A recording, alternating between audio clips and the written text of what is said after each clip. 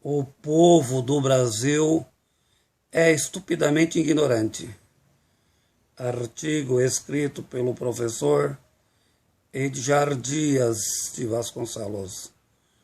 Morfologicamente, algumas revoluções, sem negar o caráter da primatização, sapiens, entre os humanos e os símios.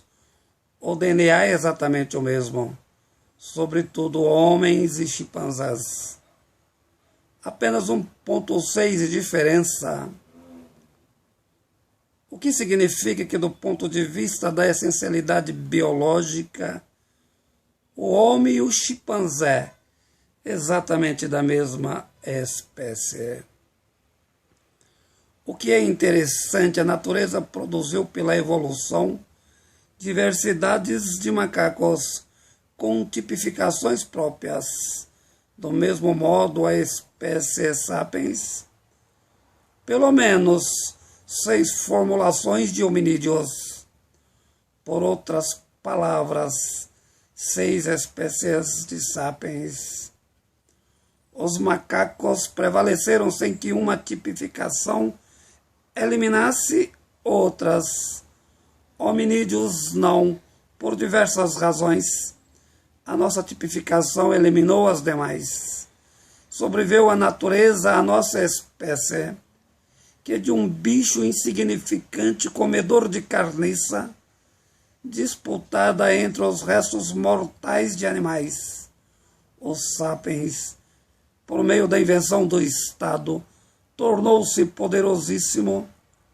O homem institucionalizado, a primeira evolução, ainda em condição de símio primitivo, ao caminhar pelas savanas, teve que erguer a cabeça para enxergar os seus devoradores, evitando ser caça, ou seja, transformar em carniça.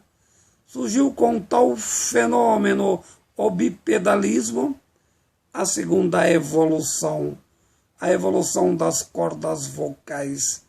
A terceira evolução, a cognição, bem perto da nossa era, há 70 mil anos atrás, a formulação da linguagem.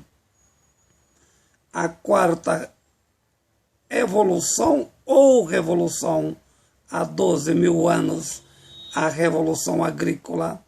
Há 500 anos iniciou-se a quinta evolução, ou seja, a quinta revolução, produto da filosofia iluminista, a grande revolução científica, o que só foi possível com a invenção do Estado moderno, com a formulação da ideologia liberal, aplicada como produto da sexta revolução, a industrial. O mundo teria que fazer a última grande revolução, como natureza do Estado de Direito, a sétima revolução, essencialmente política e cultural, a criação do Estado pós-contemporâneo, a associação dos direitos humanos com o direito econômico, a transformação do neoliberalismo em liberalismo social, a natureza do capital individual em capital social, a ideia do desenvolvimento econômico com o desenvolvimento humano, a produção da riqueza com a distribuição da renda via iniciativa privada, a constituição do Estado social, como é no norte da Europa. A sétima revolução é necessária. Entretanto, o povo brasileiro é um povo absolutamente ignorante. Não refiro apenas aos pobres, mas à elite econômica e, sobretudo, à classe média, essencialmente politizada por redes sociais. A revolução cultural tem que anteceder a revolução política, mudando a natureza do Estado democrático, sem perder a democracia, eliminando os aspectos fascistas do direito. A sétima revolução a qual refiro tem que ser uma revolução institucional para perceber a distância dela de todos os agentes políticos, não se encontra no presente no Brasil um único deputado com tal ideologia. A ideia que se tem apenas abstração. Como então mudar o Brasil? É desanimador, nesse sentido que aplicar um golpe institucional, o impeachment da Dilma, significa ainda mais distanciar de tal proposição um recuo do ponto de vista ideológico. O desejo é estabelecer o neoliberalismo contrário ao liberalismo social.